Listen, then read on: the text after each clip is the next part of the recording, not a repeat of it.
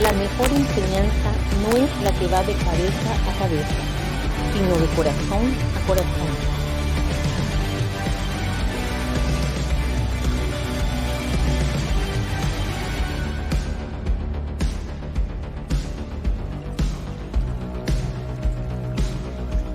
Ahora meditaremos en esta linda enseñanza bajo el título: ¿Es bíblica la frase Dios aborrece el pecado pero ama al pecador?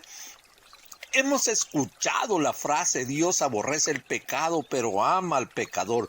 Lo más interesante es que muchos dicen como dice la Biblia, cuando realmente dicha frase no está en la Biblia y no es bíblica, pero lastimosamente se le atribuye a la palabra de Dios.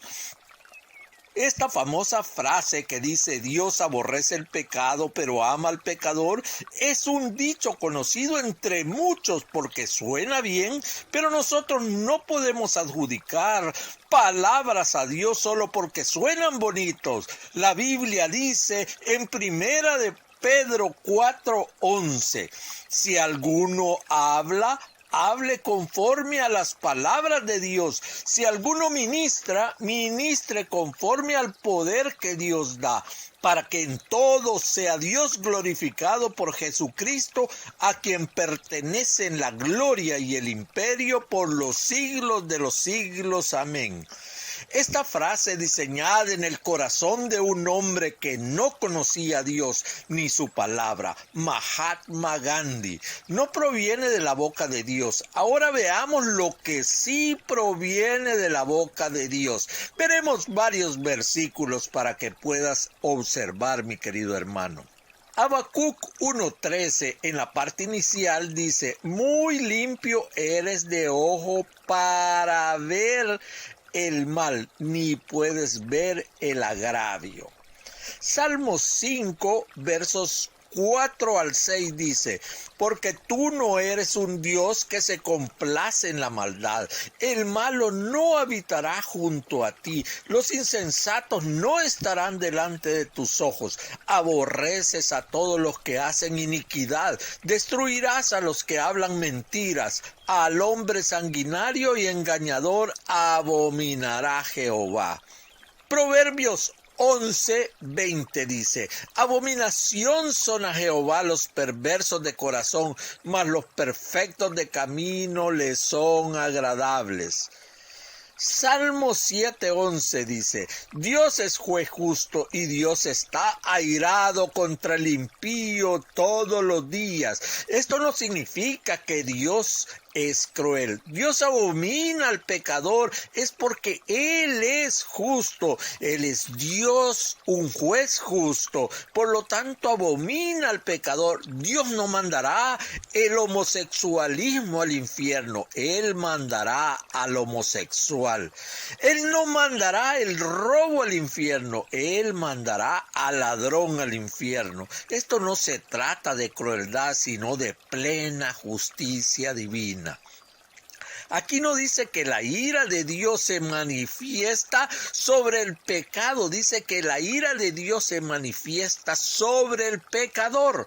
Bien, no confundamos, el odio de Dios no es como nosotros, pues nosotros poseemos un odio egocéntrico y somos egoístas. Y ahora veamos que Dios es santo y bueno y estará en contra de los hombres que son viles. Juan 3:36 dice: el que cree en el Hijo tiene vida eterna, pero el que rehúsa creer en el Hijo no verá la vida, sino que la ira de Dios está sobre él. Efesios 5:6 dice: nadie os engañe con palabras vanas, porque por estas cosas viene la ira de Dios sobre los hijos de desobediencia. Veamos un ejemplo claro a la luz de las Escrituras y analicemos la frase en mención: Dios ama al pecador.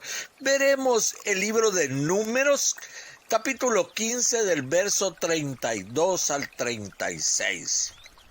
Estando los hijos de Israel en el desierto, hallaron a un hombre que recogía leña en día de reposo. Y los que le hallaron recogiendo leña lo trajeron a Moisés y a Aarón, a toda la congregación, y lo pusieron en la cárcel porque no estaba declarado que se le iba de hacer. Y Jehová dijo a Moisés: irremisiblemente muera aquel hombre, apedréelo toda la congregación fuera del campamento. Entonces lo sacó la congregación fuera del campamento y lo apedrearon y murió. Oiga, como Jehová mandó a Moisés. Ama Dios al pecador, pero aborrece el pecado. Si fuera así, el Dios verdadero fuera un Dios universal y moralista. Tienes que aprender a conocer al Dios de la Biblia. Es amoroso, pero a su vez es fuego consumidor, y como tal no mandará al pecado al infierno, sino al pecador. Ahora muchos pueden decir, pero esto es del Antiguo Testamento y no del Nuevo Testamento. Pues veamos en el Nuevo Testamento, en el libro de Hechos 5, del verso 1 al 11. Pero cierto hombre llamado Ananías, con Zafira su mujer, vendió una heredad y sustrajo del precio, sabiendo también su mujer, y trayendo solo una parte, la puso a los pies de los apóstoles.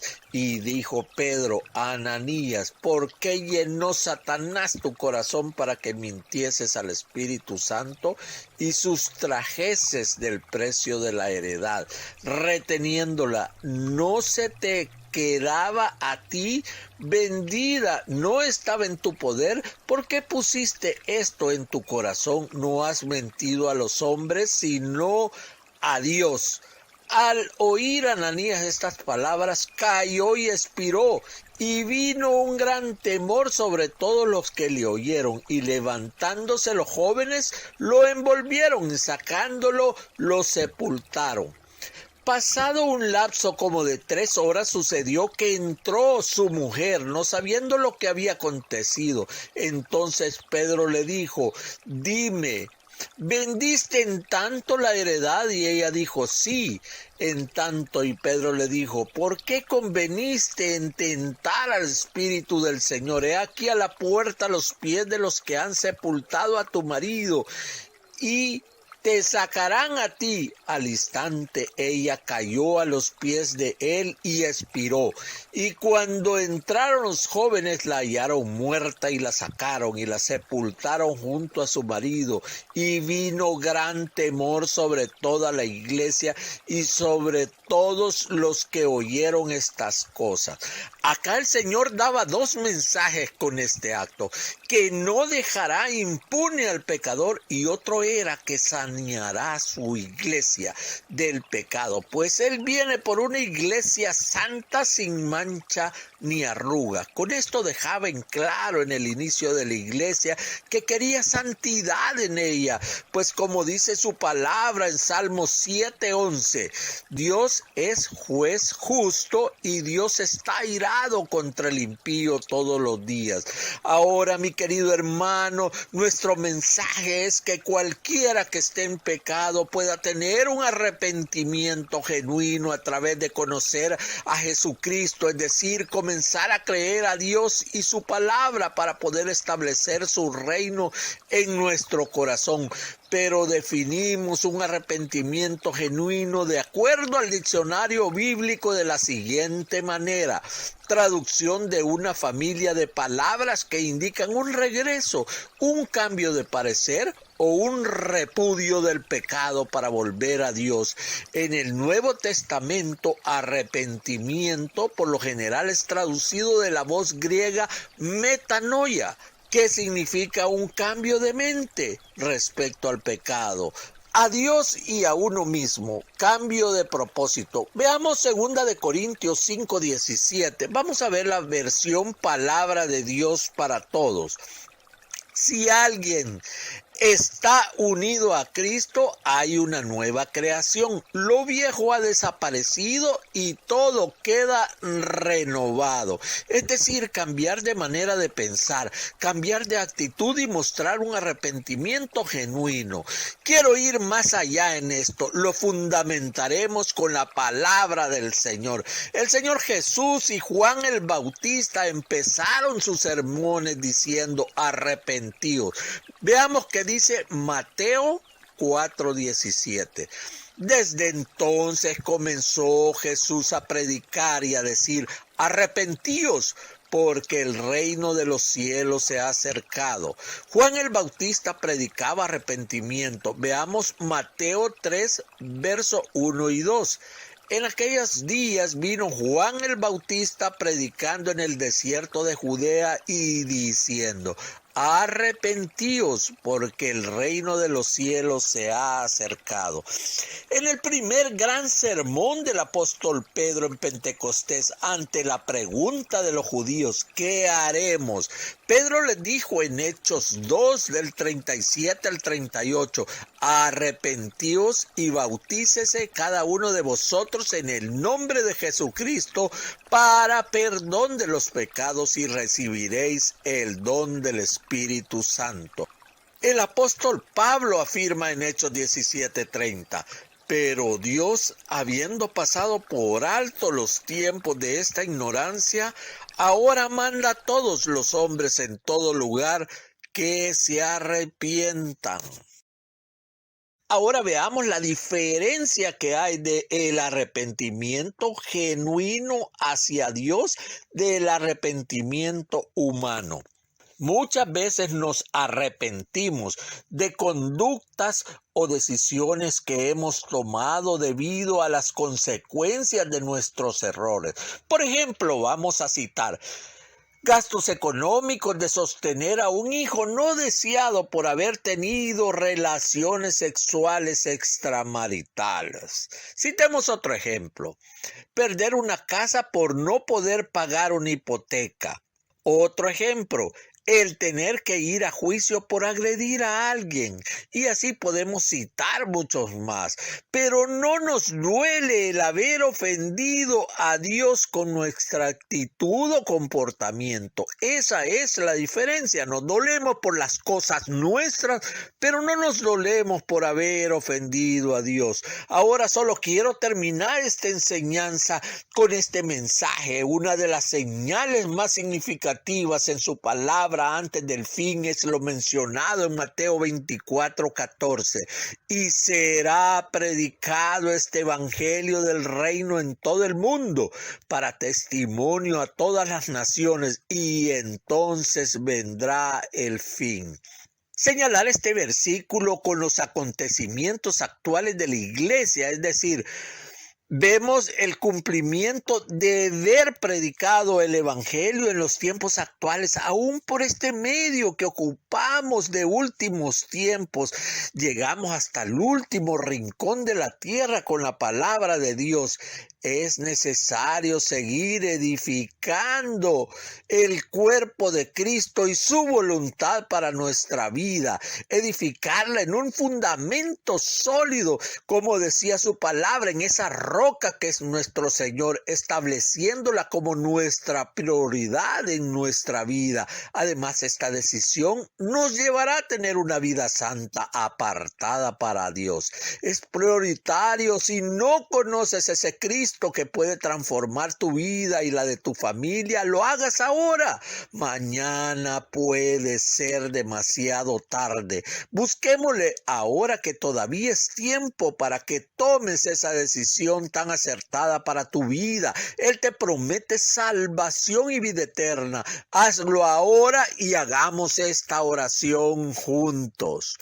Señor Jesús, yo te abro mi corazón, te pido que entres a mi vida, te acepto como mi Señor y Salvador.